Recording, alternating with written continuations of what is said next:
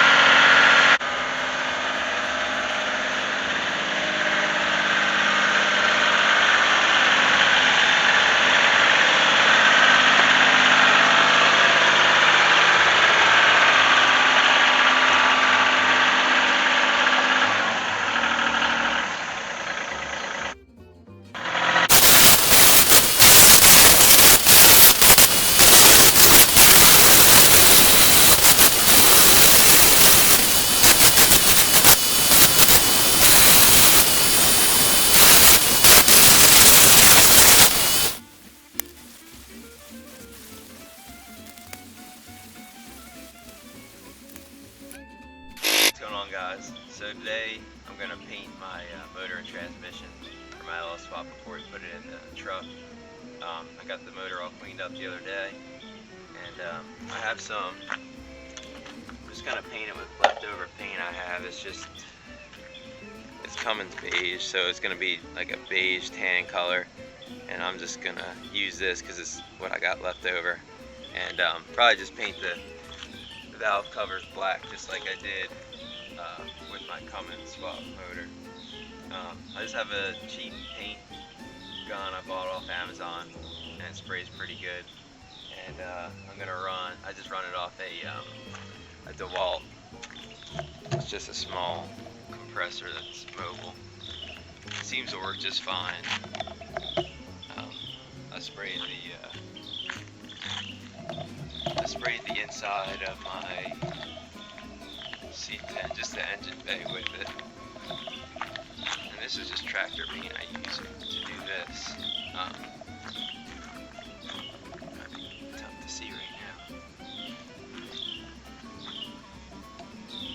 But it came out really nice for the most part. Just a quick spray job. It probably didn't cost me anything either. So here we go. Give this a shot and see how it turns out. Can't be worse than it is. So. And I like spraying stuff with a lighter color because that lets me see if there's any leaks or anything like that. And honestly, this is just a cheap budget swap. It's not a show truck or anything like that. I just want it to be fun to drive and look half decent. So we'll give it a go. So they recommend to spray with about 25 to 40 psi using this type of sprayer. What I'll do is just spray it here, see see what kind of pattern I can get.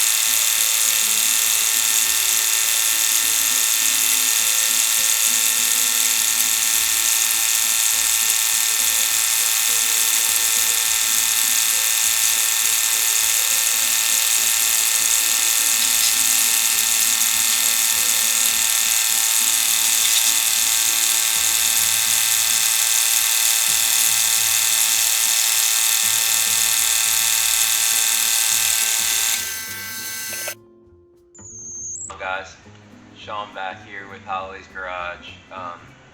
So today I got a little bit of time to work on my LS swap. I'm just going to be putting motor mounts on. I don't have a lot of time today. So I've got some of these billet motor mounts from ICT. They were right there on Amazon. I forget, I want to say they were like about $30 or so. It's fancy Zoomer's. They look really nice. And they're super simple to put on, it looks like. So I'll pop those things on there, and we'll be one step closer to dropping this thing in the truck. Here's the motor. I sprayed it up with Cummins beige motor coater, which is what I had left over from my Cummins swap on my other Squarebody. Simple stuff.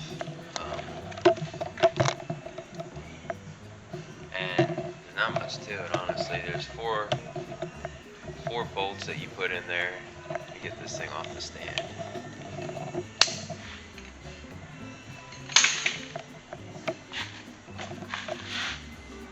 So that's what it looks like there. Really quality. It's really nice. Super easy to understand the instructions, the diagram, and all that. And basically, your stock mounts that hold the original small block Chevy in there, they just get reused. They're just like the clamshell mounts. And it would be just like these.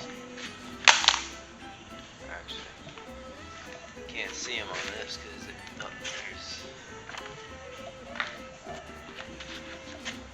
well, here's one of the clamshell mounts, but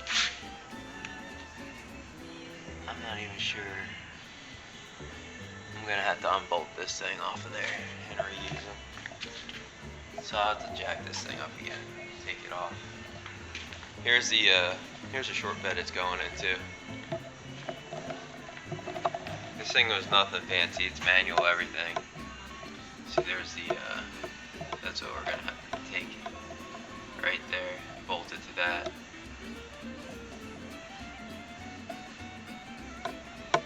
And the clamp, I don't know. Oh, there's the top sits. But I just painted all this up real quick, and I'll probably end up, I gotta take some of these fuel lines out because I don't need them. The brake lines could all stay. But basically that's it. This truck was already manual, which is nice, so it's going to be easy to get the MB4500 in here. And everything else is manual on this truck too. There's no power steering or anything like that, but I'll probably end up using a power steering pump and converting this over eventually. Although it's just going to be a fun drive around truck, so I'm not going to be doing anything crazy with it. Is just showing you guys how I'm going to hook up my fuel system, the fuel pump and float and all that. I could have used a tank out of the original tank, but I went on Rock Auto, had the best price around, and I went on there and got a tank out of an 87 R10, R2, whatever you want to get. It works because that's the year that it was fuel injected, and since it was fuel injected, that means that there's a baffle on the bottom here and a little tray. I'll get a flashlight to show you what I'm talking about. But basically it keeps fuel down at the bottom there, keeps it from sloshing around. Like if you're in a carb truck or something, you'll get if you get low on fuel, it's sloshing around a little bit, it'll choke a little bit because it's not getting fuel. It starts to suck air a little bit here and there when it's sloshing. This way it keeps the fuel where it needs to be. I don't have to worry about this pump going dry or anything, and worry about it burning up. I went on Amazon. I bought, I don't even know, I guess it's called Osiris, is what it looks like. This pump, I forget what I paid for it, honestly. I think it's like 20 bucks or something.